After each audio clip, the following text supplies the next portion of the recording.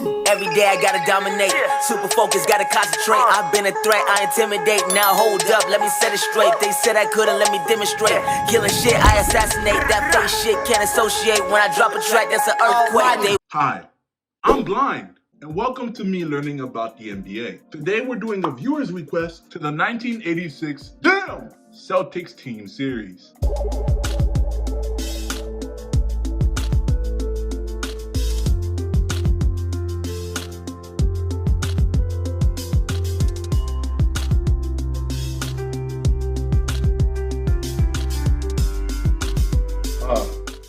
The 1985-86 Boston Celtics. They are universally recognized as one of the greatest teams of NBA history. Although the 80s were defined by super teams and rivalries, the 86 Celtics were never seriously threatened by any opposition that season. They steamrolled the league. Boston's starting five was one of the greatest ever on both ends of the court. The 6'4" Dennis Johnson started at point guard. Beside him was Danny Ainge at the two-guard spot. Then you had Larry Bird at small forward, and Kevin McHale and Robert Parrish down low. Beyond their fantastic starting five was their depth. Leading the bench unit was the 6'11" Bill Walton, who was that year's 6th Man of the Year winner. Then you had guys like Scott Wedman, Jerry Seasting, Rick Carlisle, Sam Vincent, Greg Kite, and David Thirdkill. Looking at the results of this group, we see that the Celtics finished with the league best 67-15 record. They had the third best defense and the #1 ranked offense that season. They beat teams by an average of 9.4 points over the course of the season. They dominated the playoffs with a 15-3 record, and they had that season's MVP, Larry Bird. Their head coach was Casey Jones, who often doesn't get enough attention for the success of his team. He took over the Celtics in 1983 and spent 5 years there. In these years, they went to the NBA Finals 4 out of those 5 seasons, and they won the championship twice. He had this team playing hard defense, and the chemistry was off the charts. Larry was basically their verbal player coach and leader. It's often said that groups take on the image of their leader, and in this case, it's very true. If I had to describe them in a word, I would call them unselfish. The ball movement of this team was incredibly beautiful to watch. Whether it was on the fast break or half-court sets, Boston was always looking to make the extra pass. Speaking of their leader, Larry Bird won his third straight MVP that season with averages of 25.8 points, 9.8 rebounds, and 6.8 assists on 49.6% shooting.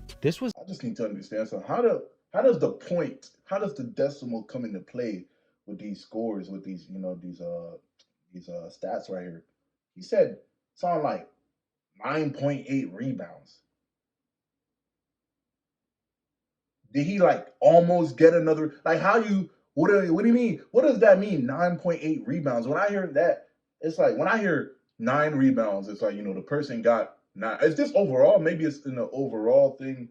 Overall during a season, maybe that's where you get the decimals into play.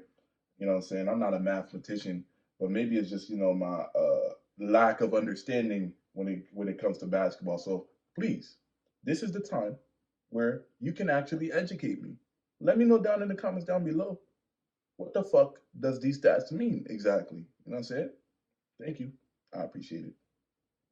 He was not among Bird's 50-40-90 seasons, but he was incredibly close. Something that people often forget is how Larry was also a very capable defender who made 3 all-defense teams in his career.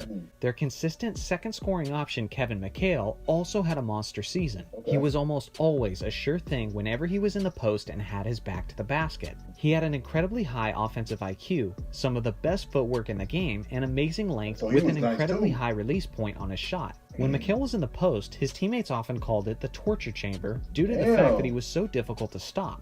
That season, he averaged 21.3 points, 8.1 rebounds. I got a friend, you know what I'm saying? He 6'8", you feel me? Yeah, when he's in the paint, it's the torture chamber as well, but for different reasons. I'll tell you that much, my goodness. And 2 blocks on 57.4% shooting. McHale was also first team all-defense that year. Speaking of defense, where they really stand out among the all-time great teams is their interior defense. Bird was 6'9", McHale was 6'10", and Parrish was 7'1". It wasn't just their height, but even more so, their length.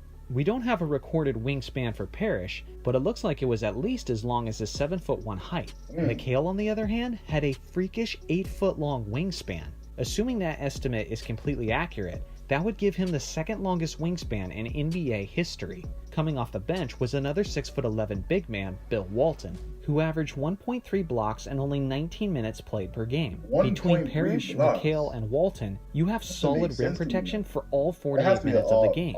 This aspect was crucial to their success in the 1986 NBA Finals. The Houston Rockets were just coming off of beating Magic, Kareem, and Worthy's 62-win Lakers. Houston eliminated Los Angeles in only 5 games. With that being said, basketball is a game of matchups, and as good as the Twin Tower tandem of Ralph Sampson and Hakeem Olajuwon were, you're simply not going to beat the '86 Celtics with size, and Boston handled them in 6 games. One of the less talked about starters from the Celtics was Dennis Johnson. Dennis was the starting point guard, and over time, he's actually become one of the more underrated and overlooked players of NBA history. He was a former Finals MVP winner back when he won the championship as a member of the 1979 Seattle Supersonics. He was averaging 15.6 points this year with the Celtics, but he had got as high as 20 points per game during his career. Johnson's final All-Star appearance was just prior to the '86 season, and he received 5 All-Star selections in total. He was also the Celtics' best perimeter defender, who they relied heavily upon to slow down the great scoring guards in the league those years. He was second-team All-Defense that season, and in total, DJ received 9 All-Defense team selections over the course of his career. He was also known to be a big-game performer and had a smooth mid-range jump shot. You could say that their 6'4" shooting guard Danny Ainge was the worst player in their starting 5, but he was certainly far from a bad player. Danny averaged 10.7 points and 5.1 assists through the season, and he was actually very efficient in his contributions as he shot 50% from the field, 36% from three-point range, and 90% from the free throw line.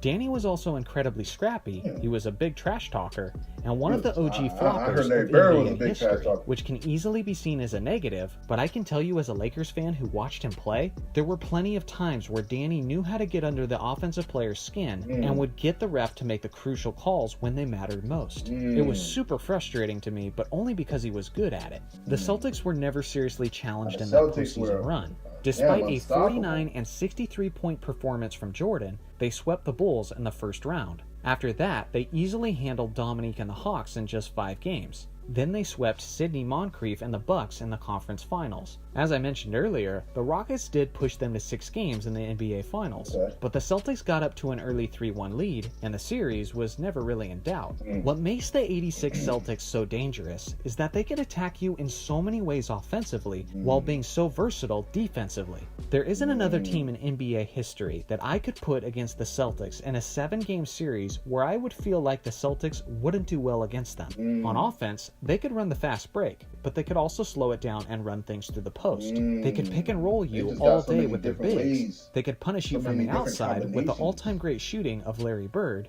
or they could simply run the isolation through McHale, which is always a good option. Boston natives know this already, but for the rest of you, it's important that you recognize the 1986 Celtics have a legitimate case for the title of greatest team of all time. Let me know in the comments section where you rank this squad among the greatest teams ever. Thanks for watching as always. Make sure to like and subscribe for more NBA content. Definitely I'll see you guys in the next Another fire video. Thank you so much for suggesting it. Please let me know in the comments down below. What do you guys think? Are the '86 Celtics really the GOAT team?